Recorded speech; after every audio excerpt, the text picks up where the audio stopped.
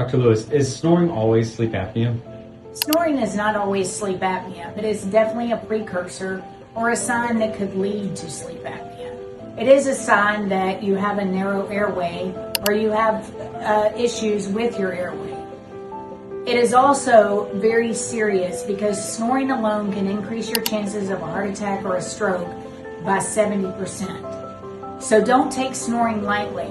If you have a spouse or a loved one or a child or someone that you know that's snoring, please reach out to us at Bite Dentistry and let us evaluate your airway and see if we can help.